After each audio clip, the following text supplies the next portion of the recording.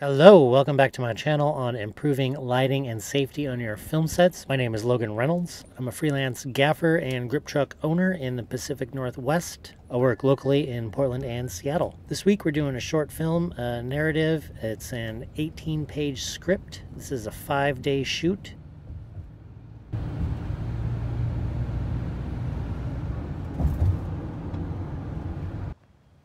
Day one and our first and only exterior location. We're in St. John's neighborhood in North Portland. Here we're setting up 20 feet of dolly track on a doorway dolly, and we're capturing some dialogue between a couple of our main characters.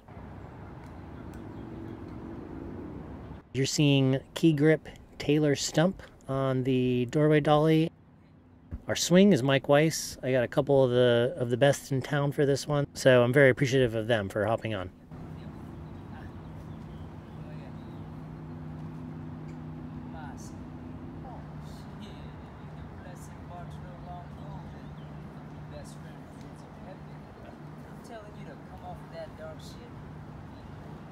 So we start exterior on day one, and then after a couple hours in the morning, we have a company move to a house location. This is our first of 2 houses. So we're here for the second half of day one and all of day 2. We started with a little bathroom scene. I don't have anything to show from it. This is the world's smallest bathroom, and I think we could barely fit a camera and an actor in it. But after the bathroom deal, then we go upstairs where we're shooting in a bedroom and a hallway.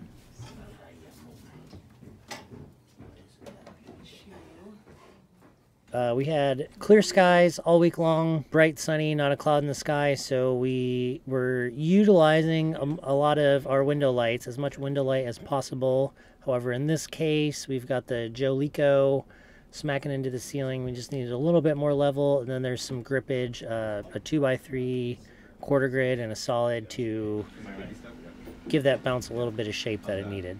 Yeah, that works.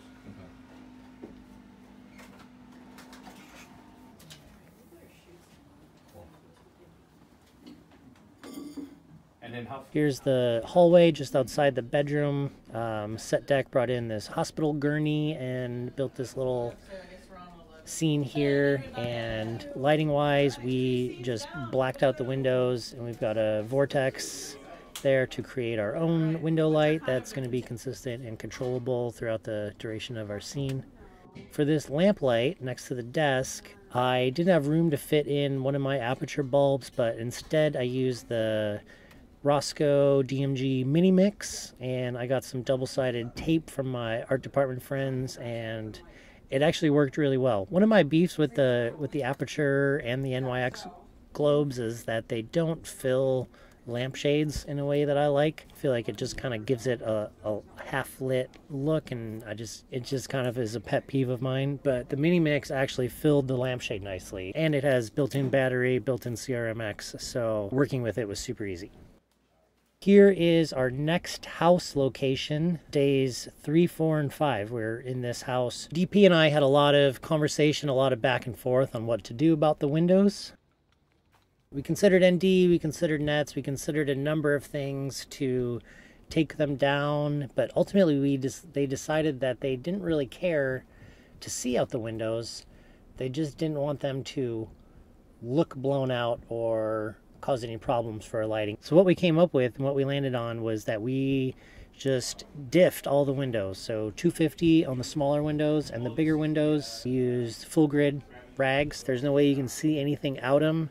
It kind of gives that like blown out look, but we're actually not clipping at all. So the windows have all that information, and we're actually using them to do a fair amount of lighting of our actors inside.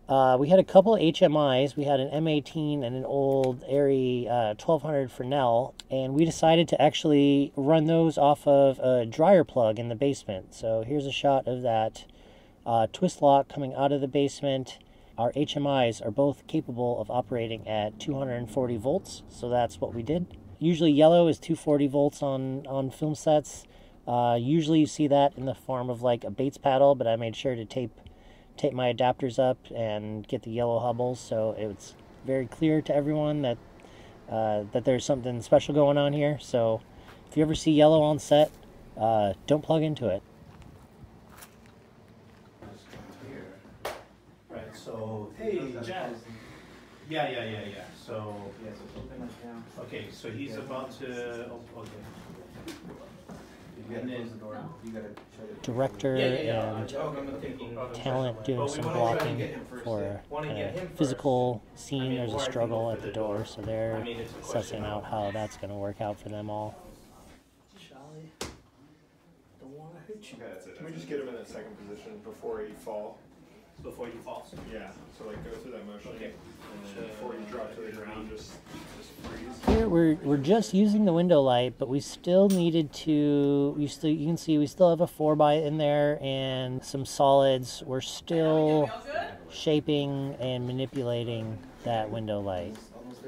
At this point, I'm just going to let some audio play through for a little bit so you can kind of get a sense of what's actually happening on set, the pace, the tone, the demeanor.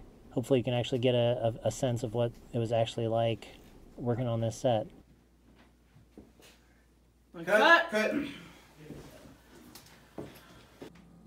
Action! Ow, what the fuck? I thought you were joking. No, man, just some hiccups. My dearest friend Jack, you're in the right place at the right time. Oh no, nigga. Not this shit. That's you, Jack's right there. That's where we're at. Okay. Let's go get your food and get rid of her. Quickly. Now. Here we're softening and shaping that window light. Again, that's a 600D coming in through that window, and we need it to be a little softer, and it's got a cider on it to control it a little bit. Let's hold him just a crack. There you go. Good. Good. Okay.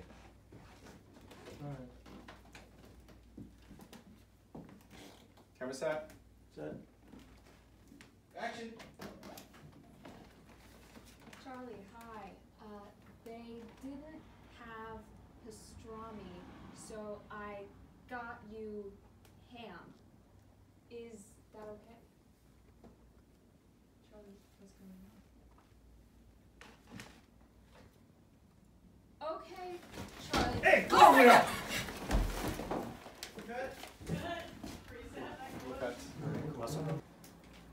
Alright, throw camera, roll sound.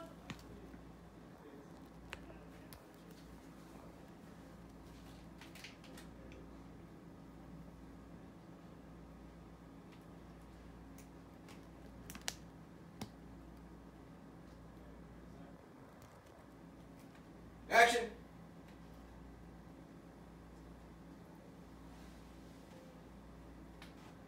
Our actor outside is lit with a Jolico, bouncing to an ultra bounce, just out of frame.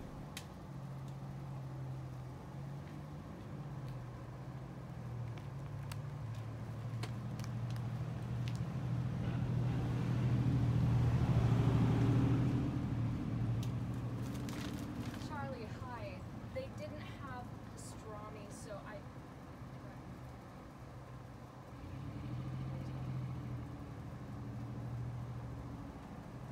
Okay, Charlie.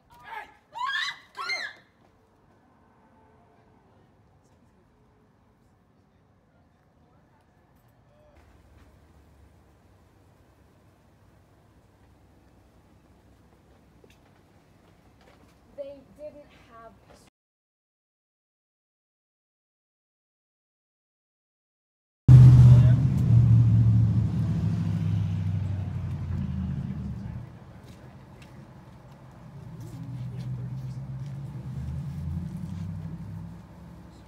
Here we're shooting some coverage. We've brought the Jolico inside. We pulled a solid from one of the windows. One of the overall challenges with this place is just that the sun's constantly moving, obviously, and we're using the windows, we're leaning into them as our key and as much as we can. So the light meter was a good friend on this one. I was constantly spot metering the windows and just peeling back our solids ever so slightly, dropping the solids ever so slightly to let just the right amount of ambient daylight in to maintain consistent exposure.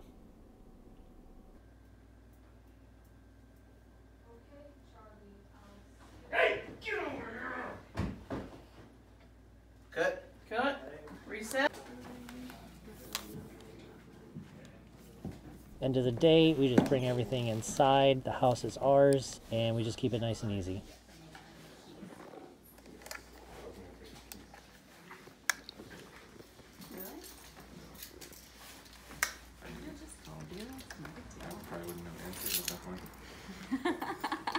Yes! Thanks, Taylor. Making it.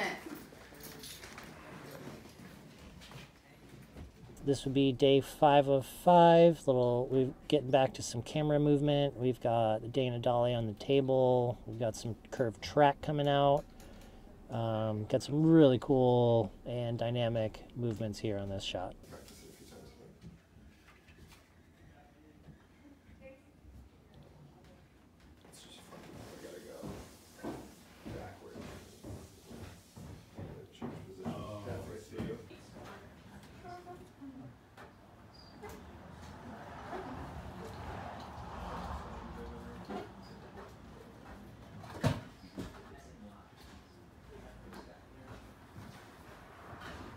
This video actually has to end somewhat anticlimactically. I actually got injured at lunch on the last day. So right after it happened, I went and laid on some ice. Eventually had my wife pick me up, and I went and got some x-rays. Fortunately, nothing's broken, nothing that I won't be able to bounce back from. But yeah, just a kind of reminder, like, hey, things do happen on set, accidents can happen, but look out for each other, do what you can. Thanks so much for your time. Thank you for watching, and I'll see you on the next one.